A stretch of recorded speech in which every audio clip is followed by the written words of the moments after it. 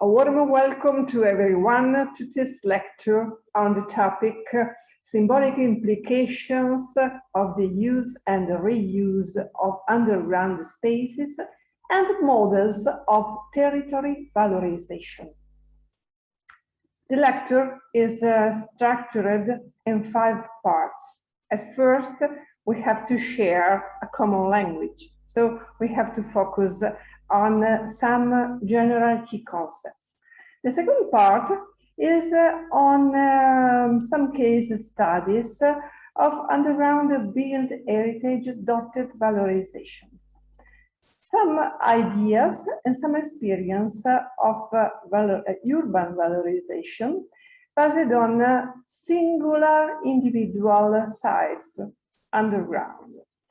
The third part is a passage from dotted valorization actions to territory planning, and we will examine 2 case stories. The fourth part is about some structured models and strategies of territory planning. We will share some experiences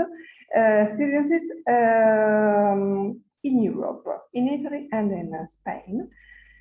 The last section is the challenge, the use and the role of the underground built heritage for territory planning. The key concepts.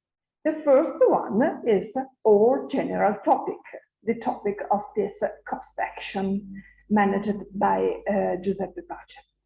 What is the underground built heritage?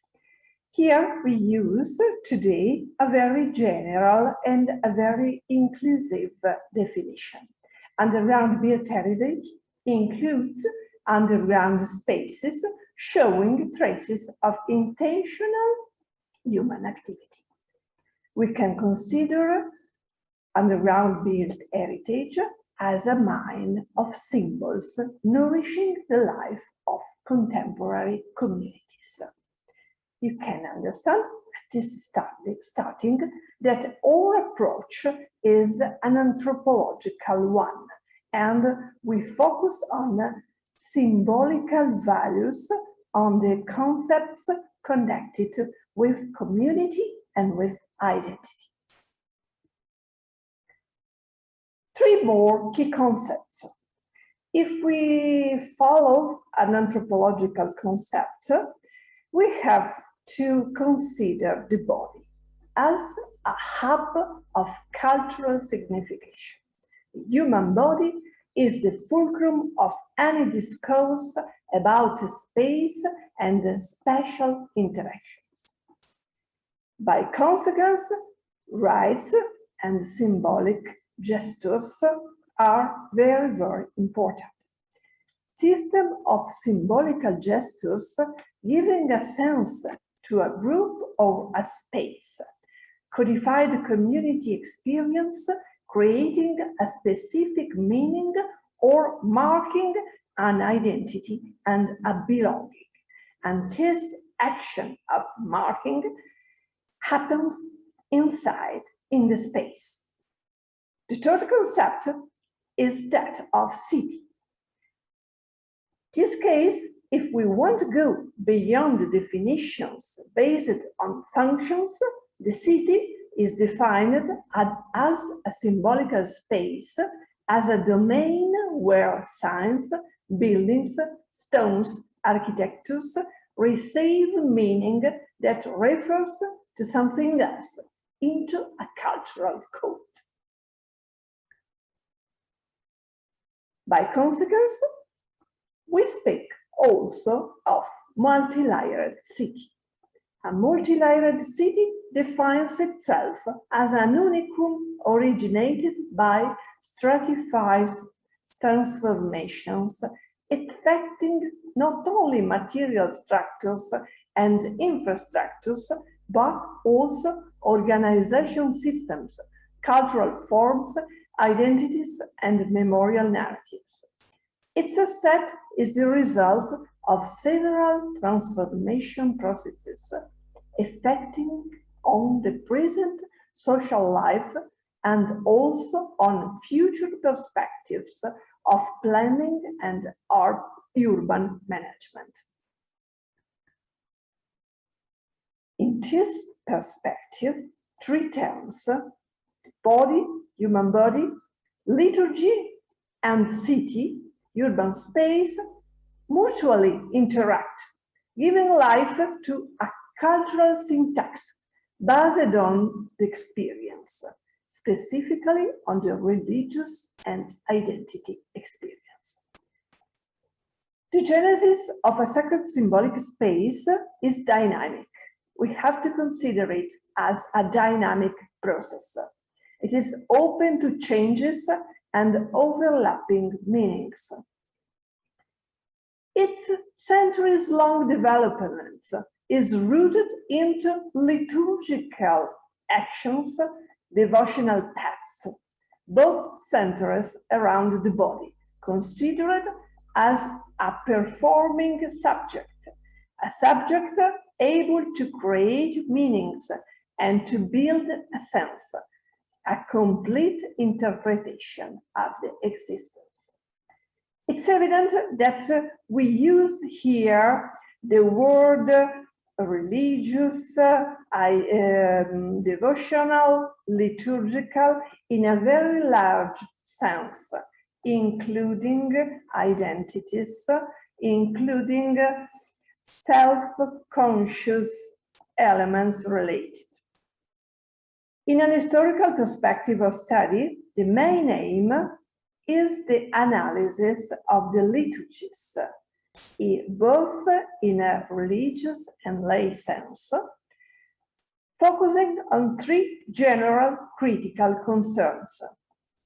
The first one is the identity dialectic processes between difference and the common belongings.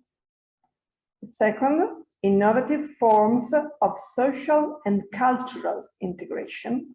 Third, changes of individual perceptions during the experience of the sacred.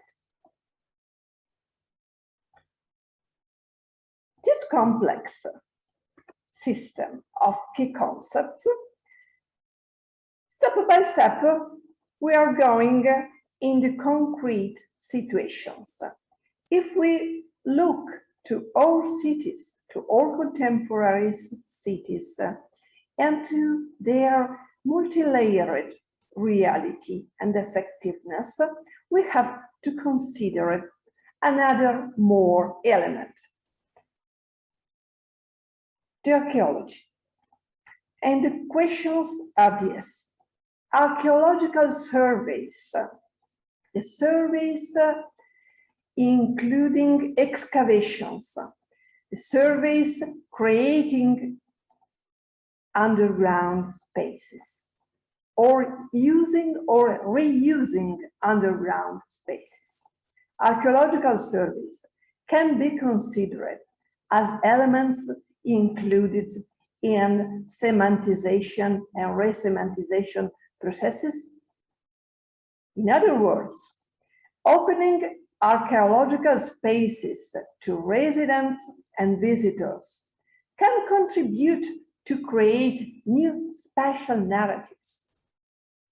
What are the relationships between archaeology and underground built heritage? This is a very, very problematic relationship. Well, but to understand better, to understand in a simpler way, now we try to analyze together some cases, some effective cases of urban valorization, but of dotted valorization. In other words, we look at two cities, the most symbolical cities in the Mediterranean context, and the most complex and multi-layered cities, not only by an historical side, but also by an architectural and archaeological side. And we will consider together Rome and Jerusalem. About Rome, we have to look at a system. a very long-lived system of spaces, of symbols, of signs, of ideas, and of identities. And we have to consider not only the space, the built space of Rome, but memories, devotions, and excavations in Rome. Among these excavations, there are the archaeological ones. And we have to consider that in Rome, we are present to the origins of Grecian archaeology. And this context, that is a scientific one, cannot be separated by a narrative and a system of different narratives, crossing also memorial, devotional, religious, and identity aspects and implications.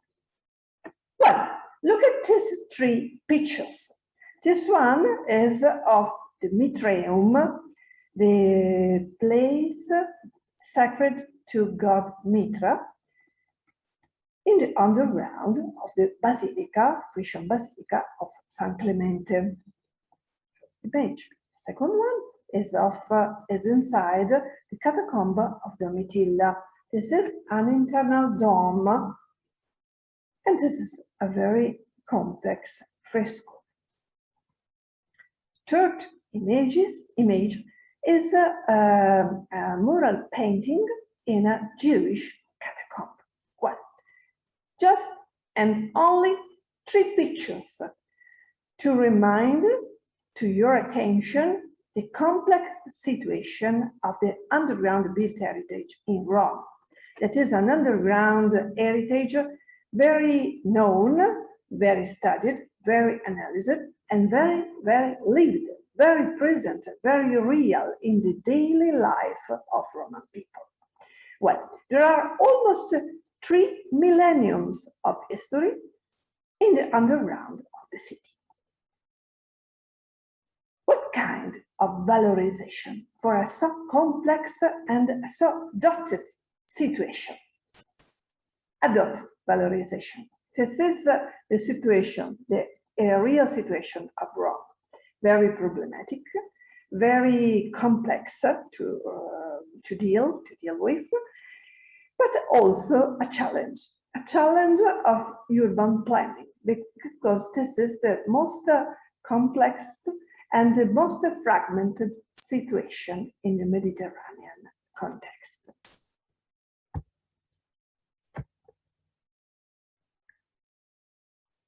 The second city I want purpose to your attention is that of Jerusalem. In Jerusalem, we deal with different identities in a multi-layered underground, in a very complex city, where religious groups, different religious groups and identity groups live together day by day in the same space, in the same time, in the same problems, sharing also the same present and the same future. And this urban space is a shared one in a very complex way. We will analyze here only the problematic and the situation of the underground and of underground spaces in Jerusalem, considering at first the Christian group of Jerusalem. This religious and identity group is divided inside and is composed by different Christian groups. So we have to consider a general city, different groups inside, and different undergroups inside in each one. Focusing only on the Christian part of Jerusalem, the Christian part of the people of Jerusalem, we have to consider that the different churches living in the city have developed their own lines of investigation on the biblical text related to the space and connected with the definition of the Christian Holy Lands. Each one highlighted New Testament places, the places connected with Jesus Christ, with the life of Jesus Christ narrated in the New Testament. And each one have developed their own special narratives, intertwining scriptural elements, devotions, local memories, developed within the communities themselves.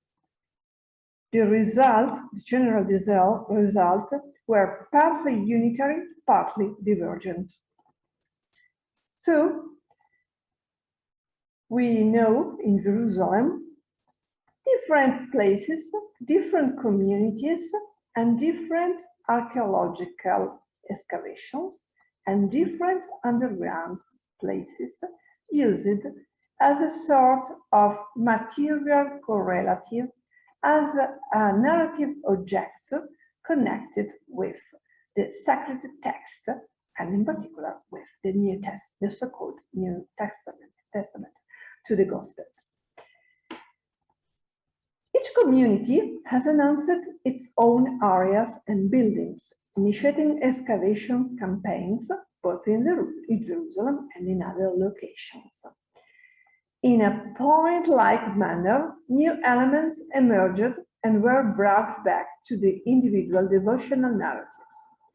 However, on the basis of these activities, real schools of archaeology were born, whose contributions significantly marked the scientific and the methodological progress, both of this discipline and of the religious studies. The most important case is that of the area of the Holy Sepulchre that you can view here in this aerial image.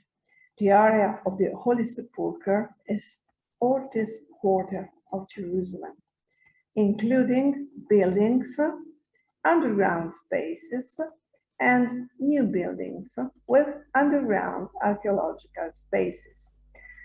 This quarter, this part of the city, is inhabited and divided among different religious Christian groups, according to a complex system called the status quo.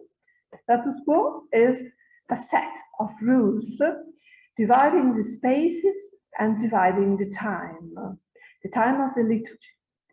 And each group respects these unwritten rules and try to live together, living apart. This is a model. This is an example of this kind of shared spaces and shared time in the same city, in the same site, in the same buildings. Well, this is a part of the so-called tomb of Joseph of Arimathea that is behind the tomb of Jesus, the heart of this complex, that is the Holy Sepulchre.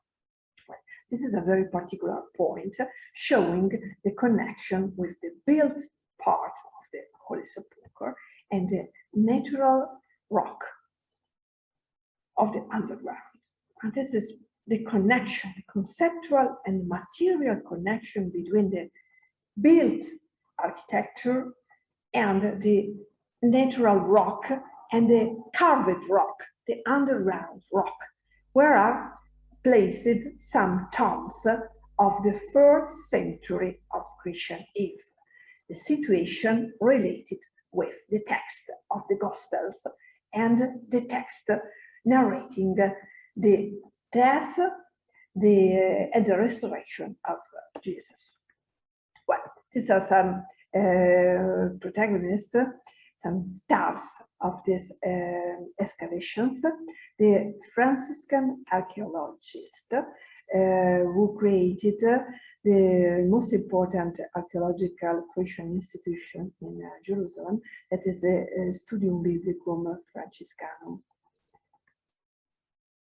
Studium Biblicum Franciscanum created in these last 5 years also a very rich museum narrating the entire history of these archaeological surveys and introducing and showing not only objects, but also the space of the city of Jerusalem and the underground spaces of Jerusalem, carved inside in its rock.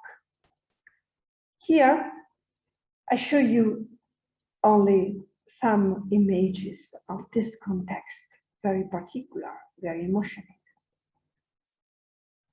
These are images during the works of preparation and arrangement of the museum. Well, here you can see how different levels and different phases, different periods stay closed, one inside in the other. In this situation, this context, it is also different to establish what is effectively underground, what is now underground, what is ever been underground. And second level of questions is about the symbolic values connected with these spaces, with each of these spaces. Well, this is the heart of the Christian Latin Franciscan Archaeology and the center of the Franciscan Archaeological and Historical Institutions.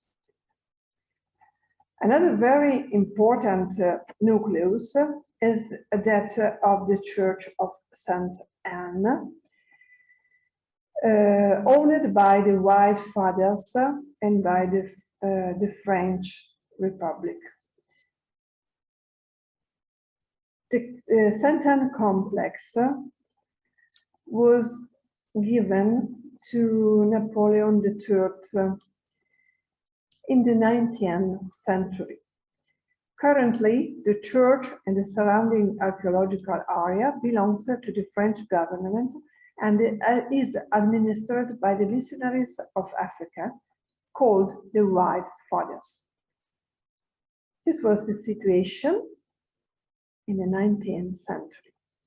The Crusaders' Church of Saint Anne,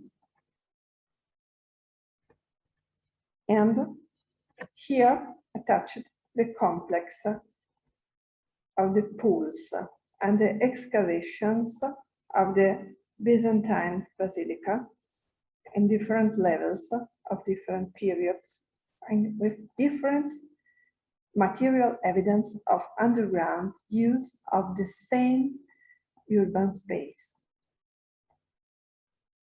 Another Christian presence is that of the Russian. The Russian excavations origins roots in the mass pilgrimages in the 19th centuries. Here we can see some pictures of this mass pilgrimage coming in Jerusalem from Russia and from Ukraine. You can see here the rites, the bath in the Jordan River, remembering both the baptism and the same ritual performed in the rivers of Russia. The Russian pilgrims go to the Holy Land, go to their own Holy Land to live the same rituals that they perform in their homeland. So they go to find what they already know. And they go to find what they have heard in their own Christian Orthodox narratives. Well, this is an image of the heart, contemporary current heart of this Russian presence.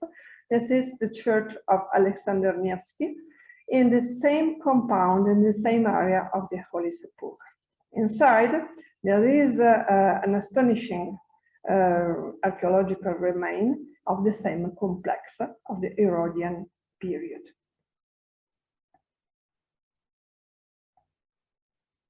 Well, another presence is that of the British, the Anglican presence that is not connected with pilgrimages, not exactly, but is connected with researches, with archaeological surveys, and with the research of the historical authenticity of the Gospels. In this case, the missions of the British are connected directly with archaeological excavations and with publishing activities.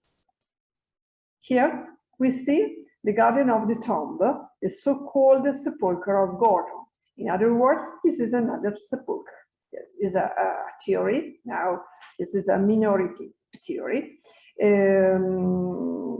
connecting the Sepulchre of Jesus with this area that in the 19th century was out of the city. Now it is in a northern suburb of the city. Well, this is a considered tomb of Jesus in this vision of the Holy Land and in this historical research of the authenticity out of tradition and out of Christian Catholic and Latin devotional traditions. Well, this is a map just to understand where is the so-called Sepulchre of Gordon.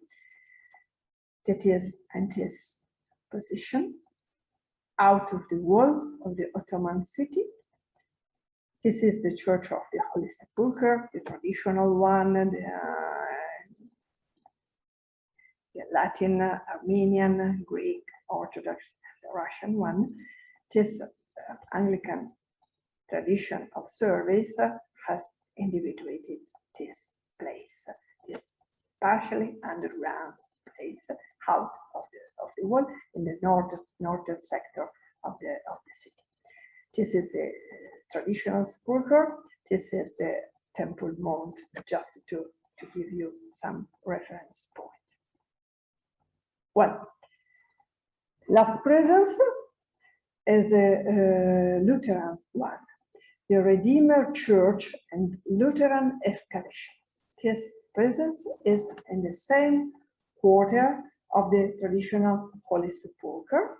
This is the church of the Lutheran, built in the 19th century over the remaining of Santa Maria Latina, a medieval church, Crusader church, you can see here. The foundation of the church now are underground. There is a new underground created by excavations and now under the new church. The new church is an important place, not only for devotion, but also for the knowledge of the context of the whole Jerusalem, and in particular of the Christian Jerusalem, because it is in the center of this area that is called the Muristan. The Muristan was a market and a public place during the Crusader period, and this is the heart today. So the Lutheran Church is the starting point of a pathway, an archaeological pathway in the medieval underground of Jerusalem.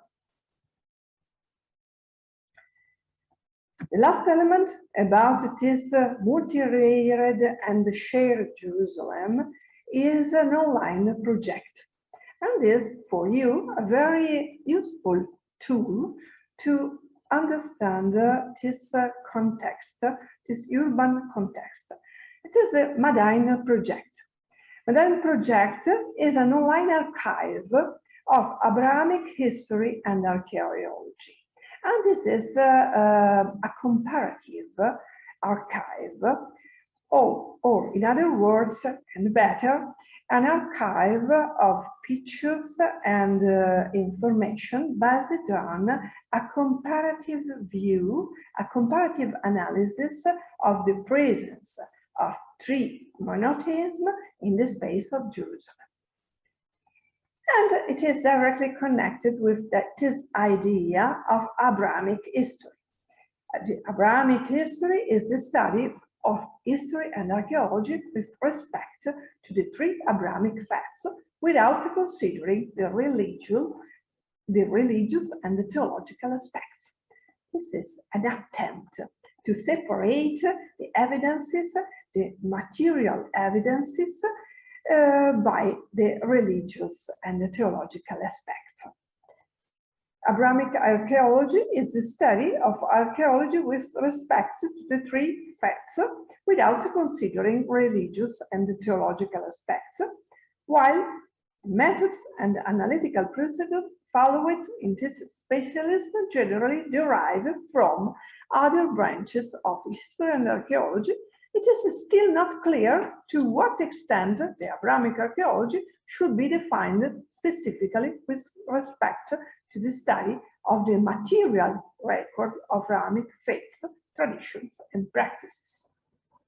And this project is connected directly with Bible archaeology, and this is a very new approach, and the database is very rich and very useful also for our projects.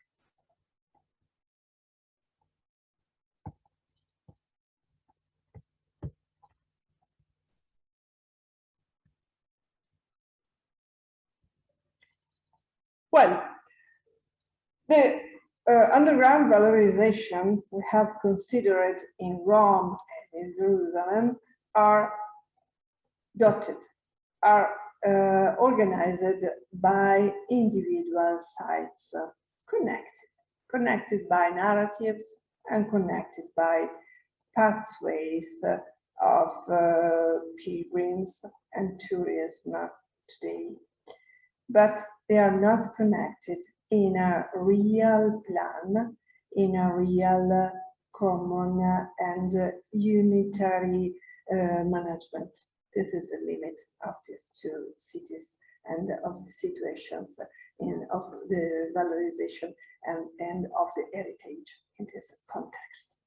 Well, the question is how we can shift from dotted valorization actions to territory planning. This is a way, this is a strategy, this is a perspective and insight into this cost action. Now we consider two case studies in a middle position between a dotted model of valorization and territory planning. These experiences, these two case studies are very partial. The first one is in Rome also, and is the Ecomuseo Casilino. The Ecomuseo Casilino is a bottom-up experience involving some local associations and the residents in a very particular and popular quarter of the city. A quarter including and conserving some archaeological remainings that are very, very relevant and enormous in dimensions. These structures, an aqueduct, some other Roman structures, underground and overground, have been used during the centuries in many, many different ways. Also as houses, as shelters during the wars, during the migrations, as markets, as caves, and so on. So we deal with a very relevant heritage and a very problematic population, but also with a community, a local community, very composed but very rooted in this part of the city, and very very unified for very basic reasons. The basic reason of living together in the same space. From these elements started this experience of valorization, including the heritage, the archaeological heritage, as an element of social cohesion and as an element of unity of the history of this quarter and of this population. Very composed, very integrated in a very particular way. And you can find all the project here to this link.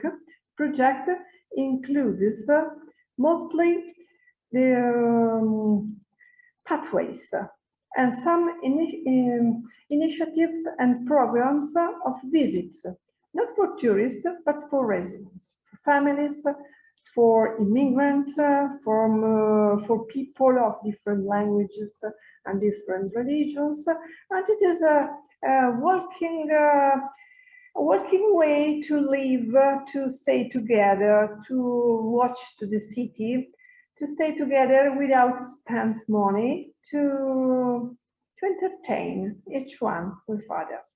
There are music and the weekends to stay together in the port, inside in the port. Well, in this perspective, the visit, for example, to the basilicas, to the mausoleum, to the aqueduct, are the focus. Some other initiatives are performances, arts exhibitions, and chances to meet, to stay together. This experience is offered to the whole city, but at the moment it is very limited inside in the quarter. Well, this is an attempt to go beyond and to go over adopted valorization, because in this large area of the city, the Eco-Museum is a network of places, a network of nucleus of underground and overground built heritage, and a network of initiatives. So it is an attempt, it is a project of urban integrated valorization.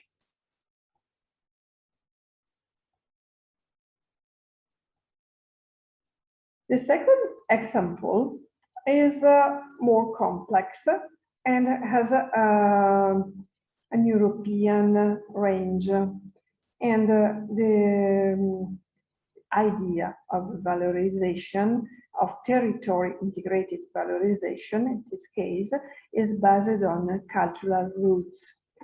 You know that the networks of the cultural roots are a very important asset in the general cultural politics of the European Union.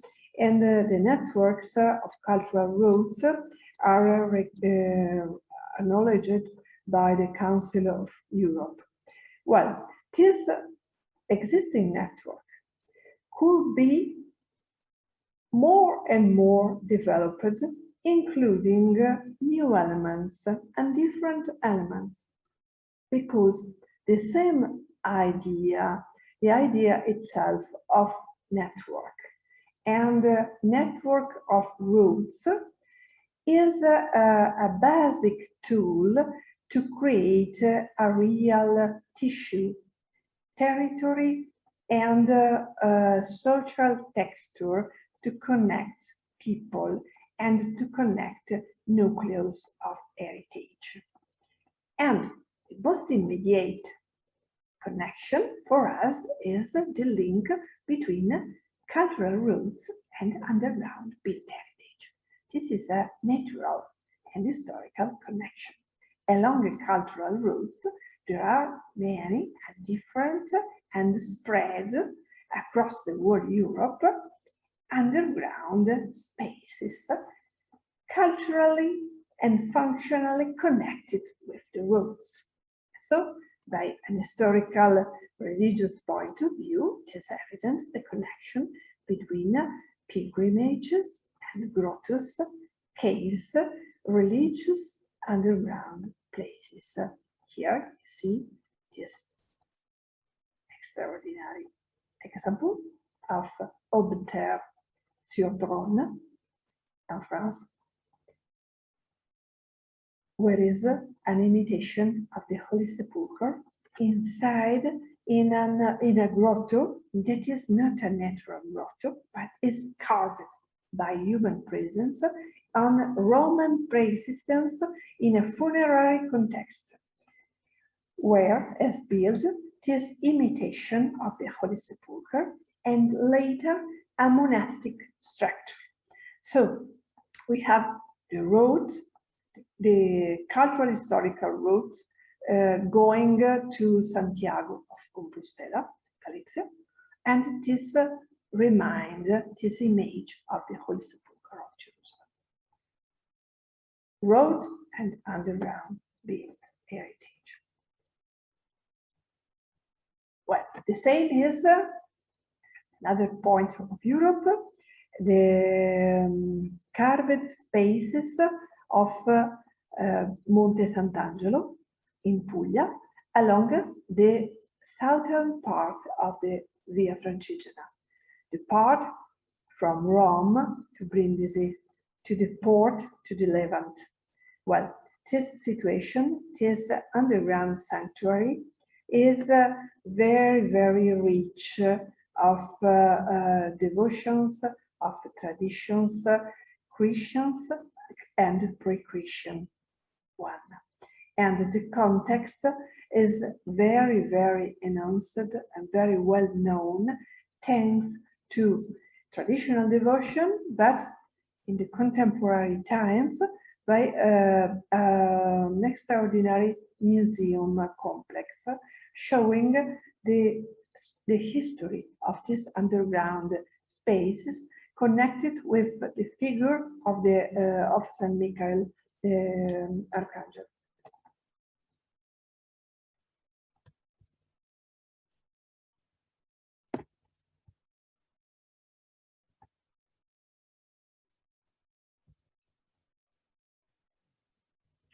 Well, the intermediate space, the intermediate step, is that of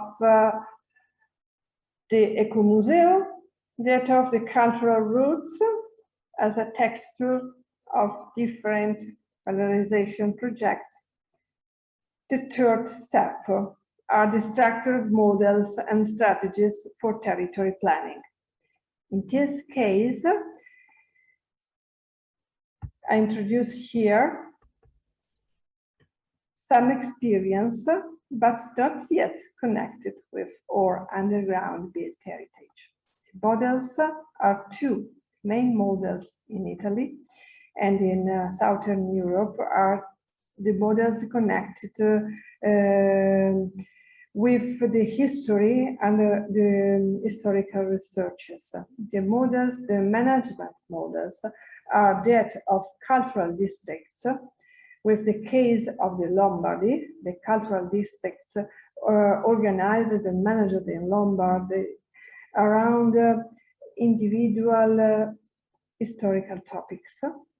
And the second model is a Spanish one, and is the Plan País of Castilla and León, an integrated plan of valorization.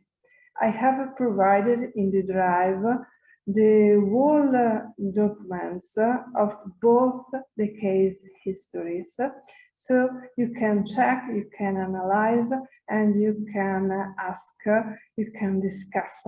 You have the work material, and I suggest you to start from there and to analyze in detail and technically how these models of management are conceived and are used and are positively used in the two different realities.